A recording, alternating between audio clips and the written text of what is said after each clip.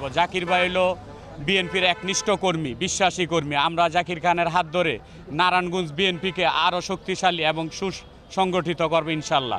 নারায়ণগঞ্জ জেলা ছাত্রদলের সাবেক সংগ্রামী সফল সভাপতি ও নারায়ণগঞ্জ মহানগর বিএনপির অন্যতম নেতা জননেতা জনাব জাকির খান সাহেব যদি মুক্ত আকাশের পাখি হতে পারে, আমাদের বিশ্বাস জনসাধারণ এবং নারায়ণগঞ্জের যেই জনগণের যে চাওয়া পাওয়াগুলো অসম্পূর্ণ রয়েছে, আমাদের নেতা এবং বিএনপি পরিবারের অহংকার অলংকার জাকির খানের মাধ্যমে আমার নারায়ণগঞ্জবাসীর যে অসম্পূর্ণ স্বপ্নগুলো ইনশাল্লাহ তিনি বাস্তবায়নের জন্য সে সর্বদিক সর্বসময় সে এটা চেষ্টা করবেন ইনশাল্লাহ।